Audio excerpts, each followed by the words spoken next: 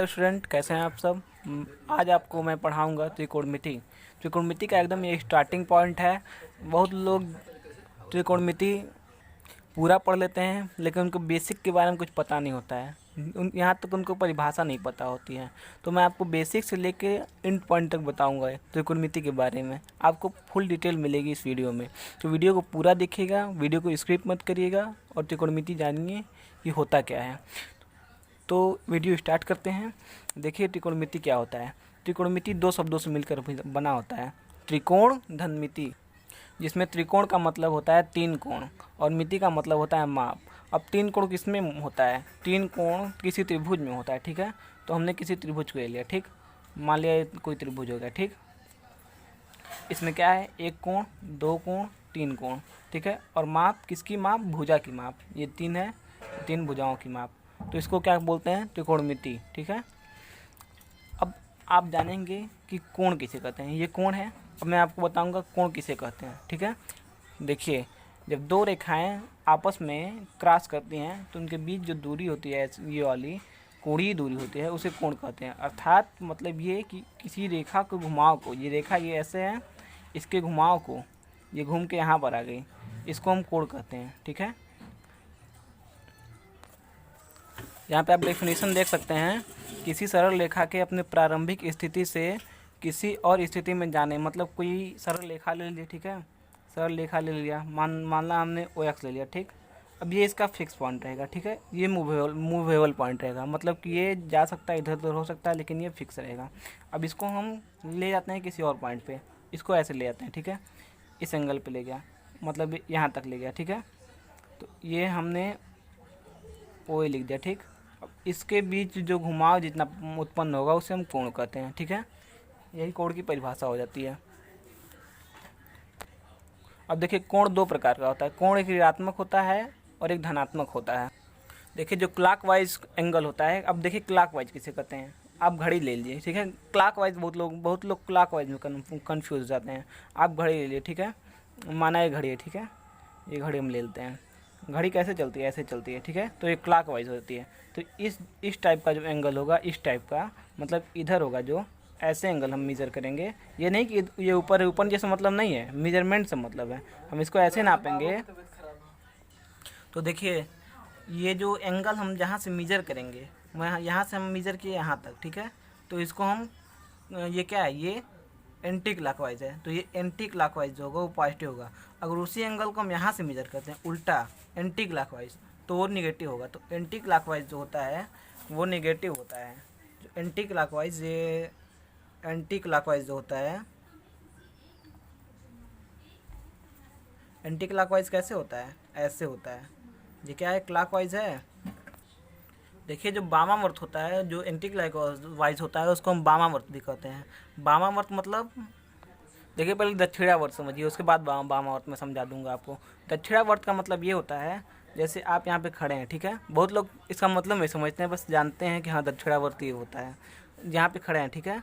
तो आप आप इधर का मुख हैं, तो आपका जो पूरब साइड होगा, ये पूरब इधर होगा, इधर पश्चिम होगा, इधर पश्चिम, इधर का मुँह किया आपने तो इधर पश्चिम होगा, ठीक है। इधर उत्तर होगा, इधर दक्षिण होगा, ठीक है। तो आपका दक्षिणावर्त आपने इधर खड़े हैं तो इधर दक्षिणावर्त ले लिया, ठीक है। देखिए, इस फिगर में बहुत छोटा हो गया था, मिस्टेक हो गया, ठीक है। ये सही से मैं फिगर बना लिया, ठीक है। इधर पूरब है, इसके विपरीत पश्चिम है, उसके बाद ये दक्षिण है और ये उत्तर है, ठीक है। तो पूरब साइड हो गया, मतलब कि पूरब साइड का मुंह किया हुआ है।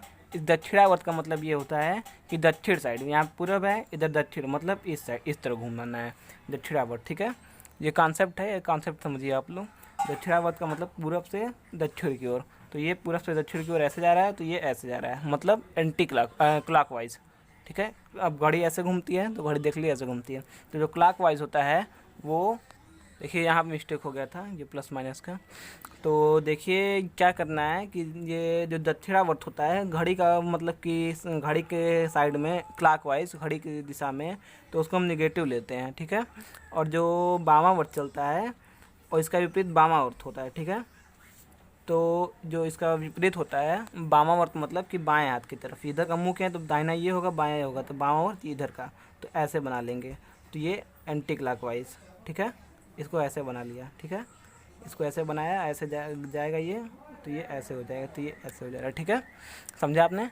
तो वामावर्त का मतलब ये हुआ कि ये एंटी क्लॉकवाइज है, मतलब जो एंगल होगा आपका ऐसे जाएगा, और दक्षिणावर्त का मतलब ऐसे आएगा एंगल, ठीक है। तो जो वामावर्त होता है वो पॉजिटिव होता है, दक्षिणावर्त मतलब क्लॉकवाइज नेगेटिव होता है, ठीक है। समझ गए आप लोग?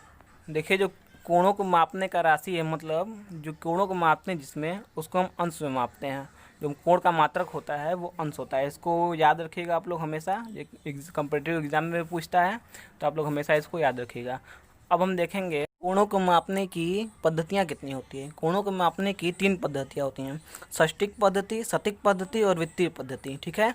अब तीनों में हमको 2 पद्धतियाँ पढ़ना है, षष्टिक पद्धति और वित्तीय पद्धति। सटीक पद्धति से ज़्यादा मतलब नहीं है, लेकिन कॉम्पिटिटिव एग्जाम में से ज़्यादा क्वेश्चन पूछते हैं, ठीक है। तो आप लोग इसको भी याद करके जाइएगा। मेन जो है यही पूछता है, जो ब्लू कलर से लिखा हुआ है। इसको चाहे तो स्क्रीनशॉट ले सकते हैं, इसको हमेशा याद रखिएगा, ठीक है। अब देख लेते हैं षष्टिक पद्धति में होता क्या है। षष्टिक पद्धति में इसमें क्या करते हैं, षष्टिक पद्धति में हम कोण को अंश में और मिनट में और सेकंड में 3 चीज़ में मापते हैं। किस में मापते हैं? अंश में, मिनट में और सेकंड में, ठीक है। इसीलिए हम इसको षष्टिक पद्धति बोलते हैं। तो इसमें एक समकोण बराबर, इसको याद रखिएगा, ये आप लोग को आगे के लेक्चर में बहुत यूज़फुल होगा। एक समकोण में 90 अंश होता है, ठीक है। और उसके बाद हम इसको एक अंश को लें तो एक अंश बराबर होता है 60 मिनट, और 60 मिनट बराबर 60 सेकंड आप लोग जानते ही हैं। तो ये ज़्यादा इंपॉर्टेंट नहीं है, बस आपको पता ही होगा कि एक अंश बराबर 60 मिनट, और 60 मिनट बराबर 60 मिनट बराबर एक अंश, और एक समकोण बराबर 90 अंश। समकोण ये पढ़ते पढ़ते जान जाएंगे, लेकिन ये चीज़ जो है सटीक पद्धति का कोई नहीं याद रखता कि एक समकोण में 100 ग्रेड होते हैं, और एक ग्रेड में 100 कला, और एक कला में 100 विकला होता है, ठीक है। तो ये आप लोग याद रखिएगा, ठीक है। अब एक वृत्तीय पद्धति होती है, ये सर्कुलर में होती है ऐसे, वृत्तीय पद्धति। इसमें जो कोण होते हैं, इसमें इसका जो वो होता है मापन, ये रेडियन में होता है, जैसे π/2 रेडियन, ठीक है। ऐसे इसको हम रेडियन लिखते हैं, ठीक है। तो यहाँ पे हम लिख सकते हैं कोणों का मापन अंश के साथ साथ रेडियन में भी होता है, ठीक है। अब हम आगे जो लेक्चर होगा उसमें हम बताएंगे कि ये जो सटीक पद्धति है और वित्तीय पद्धति, इसको दोनों में इंटरचेंज कैसे किया जाता है, मतलब सटीक अंश को रेडियन में बदलना और रेडियन को अंश में बदलना, ठीक है। ये वेरी इंपॉर्टेंट है, यहाँ से क्वेश्चन बहुत ज़्यादा बनते हैं, ठीक है। देखिए, अब जाने कि रेडियन क्या होता है, ठीक है। अभी इस वृत्तीय पद्धति में रेडियन के बारे में मैंने बात की थी, तो रेडियन के बारे में बताऊंगा, ठीक है। अब मैं बताऊंगा, ठीक है। तो अब देखिए, मैंने बताया था कि रेडियन जो होता है वो क्या होता है, वृत्तीय पद्धति में कोण का मापन होता है, मापन का मात्रक है, ठीक है। तो क्या अगर हम कोई एंगल लेते हैं, इस एंगल को हमको निकालना है, तो कोण बराबर एक फार्मूला होता है, कोण बराबर चाप बटा में त्रिज्या, ठीक है। कोण बराबर चाप बटा में त्रिज्या, ठीक। ये हमेशा आप लोग याद रखिएगा इस फार्मूले को। तो कोण क्या है? कोण हम थीटा सी इसको मान लेते हैं, थीटा सी, ठीक है, क्योंकि ये रेडियन में है। चाप क्या है? चाप आपका x है, और त्रिज्या क्या है? r है, ठीक है। ये फार्मूले को हम नोट कर लेंगे, ठीक है। अब पाई का मान ज्ञात कर लेते हैं। पाई क्यों इम्पोर्टेंट है, अभी पता चल जाएगा पाई इम्पोर्टेंट क्यों है, पाई का मान क्यों ज्ञात करना है। देखिए, पाई का मान इसलिए जानना ज़रूरी है क्योंकि क्या बोलते हैं, जो हम वृत्तीय पद्धति में कोण का मान ज्ञात करते हैं रेडियन में, वो पाई में होता है, इसलिए हम पाई का मान ज्ञात करते हैं। पाई का मान देखिए 3 मान होते हैं। पाई का मान 180 अंश होता है और 22/7 होता है। 22/7 को सॉल्व करेंगे तो ये 3.145 14159265 आएगा, ठीक है, इतना आएगा। लेकिन हम दशमलव के 2 अंक तक लेके चलते हैं, 3.14, ठीक है। पाई का मान हमेशा यहीं तक रहता है। अब देखिए, आपकी थ्योरी ख़त्म हो गई। आपको अब एग्जांपल देता हूँ, ठीक है। ये 30 एंगल है, मतलब 30 डिग्री है, इसको 30 अंश भी बोलते हैं, ठीक है। 30 अंश को बदलना है रेडियन में, तो रेडियन में हम कैसे बदलेंगे, जो यहाँ पे अंश दिख रहा है हमें, ठीक है। तो अंश को क्या करना है, रेडियन में बदलना है। तो रेडियन में क्या बदलेंगे, एक अंश बराबर 180 अंश बराबर क्या होता है, देखिए क्योंकि 180 अंश बराबर पाई होता है, ठीक। अब हम 180 अंश के साथ एक अंश का गुणा करेंगे तो मान में कोई अंतर आएगा, नहीं आएगा, ठीक है। तो एक अंश बराबर क्या हो जाएगा, पाई बाई 180 रेडियन, ठीक है। अब यहाँ से हम 30 अंश का मान ज्ञात कर लेंगे। 30 अंश है तो 30 अंश, अब गुणते एक अंश का गुणा कर सकते हैं इसमें, गुणते एक अंश, तो एक अंश बराबर क्या होता है, पाई बाई 180, तो पाई बाई 180 का गुणा कर दिया, ठीक है। ये आ जाएगा रेडियन में आपका। अब यहाँ पे रेडियन लिखेंगे क्योंकि अंश का गुणा किए यहाँ पे, ठीक। इसको इक्वल टू क्या हो जाएगा, ये 0 से 0 कट जाएगा, 3 छक्का 18, मतलब पाई बाई 6 रेडियन। सीख गए। अब एंगल को रेडियन बोलना है। अब मैं आपको उल्टा बताऊंगा, मतलब कि रेडियन को कोण में बोलना है। अब जैसे पाई बाई 6 है या आया है, अब इसको उल्टा करना है, रेडियन बोलना है। पाई बाई 6 रेडियन है, ठीक है। अब देखिए इसको कैसे हम एंगल, अब देखिए यहाँ पे ये फार्मूला को हम लेके चलते हैं, ठीक है। ये देखिए एक अंश, चूँकि एक अंश बराबर क्या दिया है, पाई बाई 180 दिया है रेडियन, ठीक है। तो इस रेडियन को हम क्या करेंगे हम इसको, कि इसको हम क्या करेंगे, गुणते एक रेडियन कर सकते हैं, एक रेडियन यहाँ पे कर सकते हैं। अब हम इसको क्या करेंगे, पक्षांतर करके सॉल्व करेंगे। 180 को यहाँ पे ले जाएंगे और पाई को नीचे ले आएंगे, तो 180, तो एक रेडियन बराबर आएगा 180 बाई पाई अंश आएगा।